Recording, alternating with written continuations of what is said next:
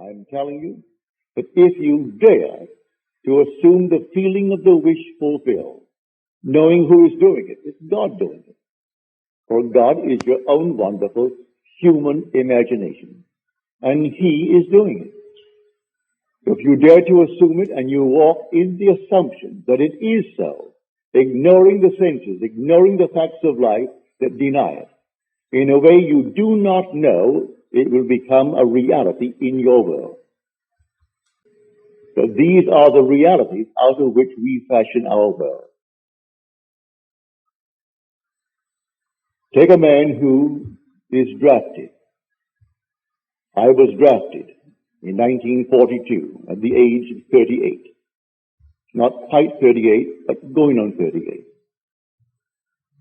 Like millions of us, I dare say they all felt as I did, but they didn't know this principle. I knew I didn't want any part of it. Nevertheless, I was drafted. I didn't resist it. They sent me off to Camp Polk, Louisiana. And after 3 months in boot training, I decided I would do something about it by applying this principle. I asked, first of all, for an honorable discharge, because there was a regulation that came down from Washington that if a man was over 38 before March the 1st of 1943, he was eligible. It didn't say it was automatic. If his commanding officer felt that he needed him in his company, that decision was final with the commanding officer. You could not appeal it to any higher position. You couldn't take it to the general. So whatever your commanding officer was, and he was a colonel, if he decided he needed you in his battalion, you remained.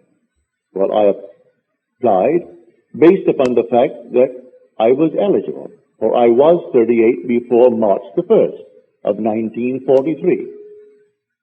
And it came back to me disapproved and signed by my commanding officer.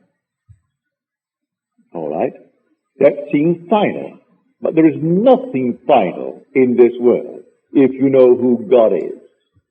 If you know that your own wonderful human imagination is God, you do not accept anything on the outside that is in conflict with your wonderful desire. So I desired to be honorably discharged out of the army and doing the work I'm doing now, for I did it before. I want to return to that work. So that night, here was the paper that I received that day, disapproved and signed Colonel Theodore Bilbo Jr. His father was Senator Bilbo of Mississippi.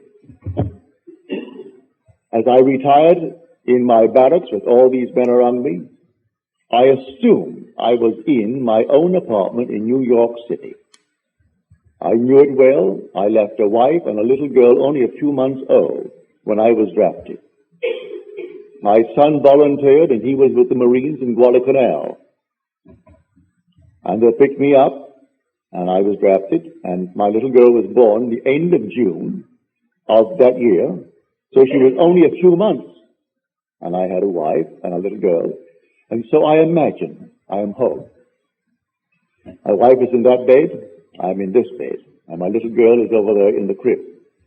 And then I simply assume I am walking through the apartment. It was a nice 7-room apartment.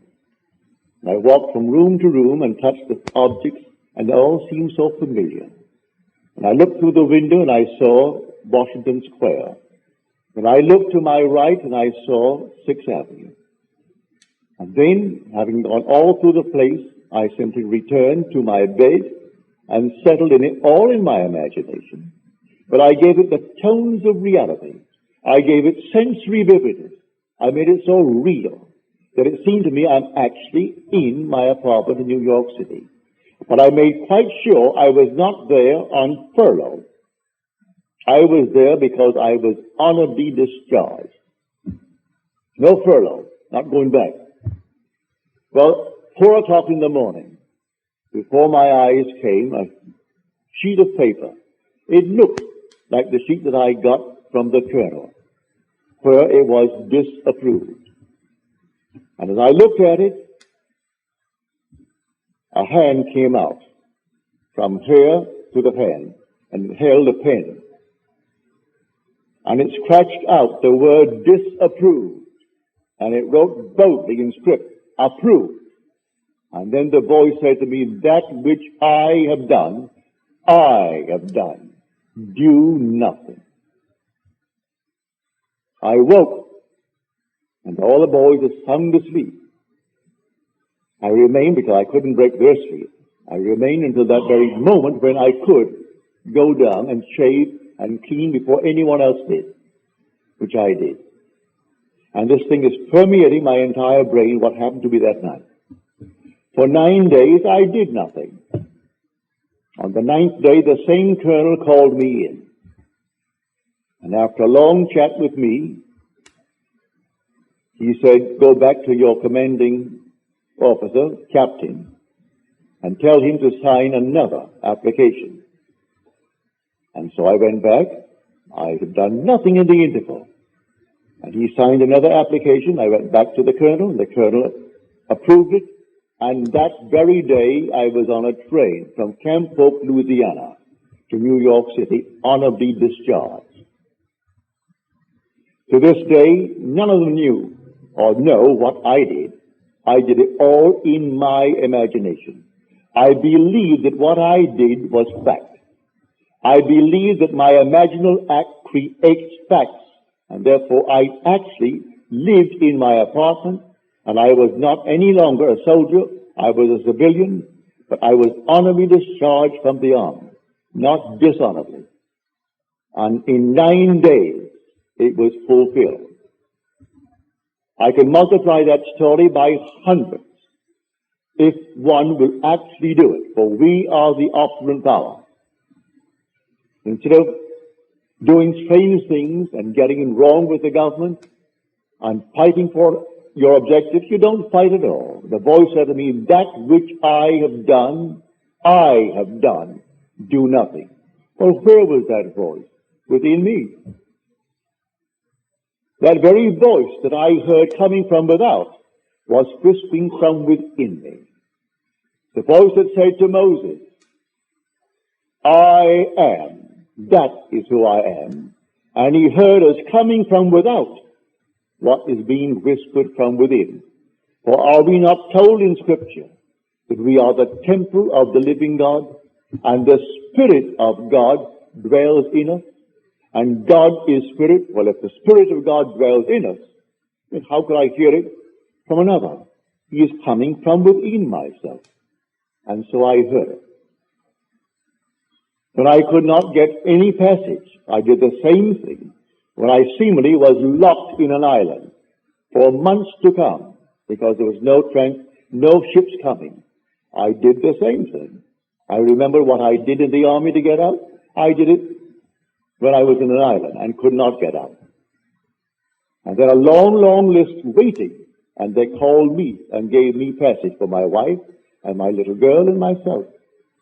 And yet there were thousands waiting all through the Indies to get out, and only 2 little ships servicing the entire group of islands.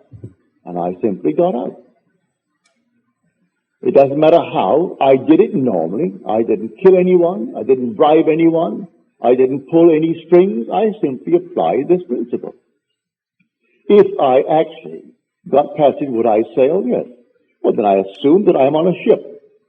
And looking back nostalgically at the little island, leaving behind me my friends and my relatives, and taking with me my wife and my daughter. And I look back, and it seemed so normal and so natural. I gave it tones of reality.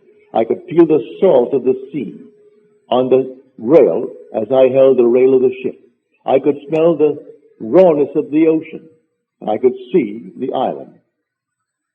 And then, within a matter of 24 hours after I did it, I got a call from the Alcor Steamship Company to come on down and see them. I went down, and they said, we have a passage for you. There are only 2 beds, but the little girl can sleep with her mother, and you can sleep up. And so there were two bunks. And it's a lovely ship, small, only carrying 60-odd passengers. But I sailed and came back on time as I was committed to go to Milwaukee the 1st of May. And I got there in time. So I ask everyone to believe in God. But God is not something on the outside of you. God is your own wonderful human imagination. If you have any other God, you have a false God. Therefore, do not feed him anything but loving thoughts. Nothing but loving thoughts. Always exercise your imagination lovingly on behalf of everyone in this world. It doesn't cost you anything, and it doesn't hurt anyone. And you will find yourself becoming the man that you want to be, the lady that you want to be.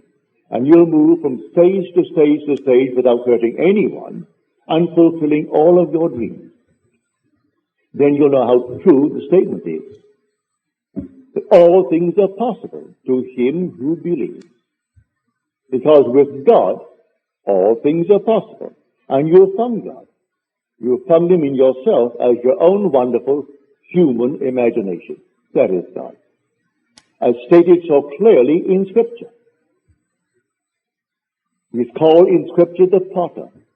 And the word potter means imagination. So I go down to the potter's house to see how he does it.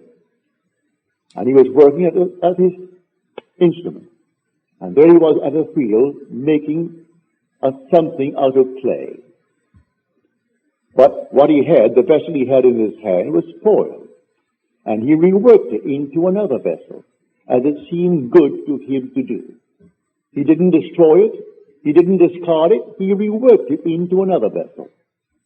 So you don't discard anyone. You rework him. See him as you would like to be seen by the world. See him in a more noble light. So you rework him in your own imagination and believe in what you've done. And he will conform to it. So you don't discard anyone as something that cannot be remedied, or cannot be made right in this world. You make him right in your own mind's eye. For the potter is your own wonderful human imagination.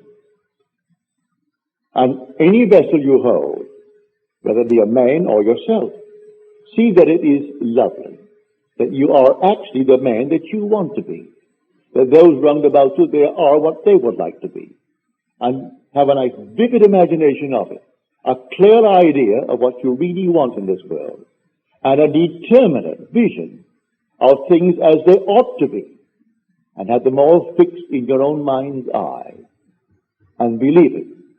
Then in a way that no one knows, they will all come to pass.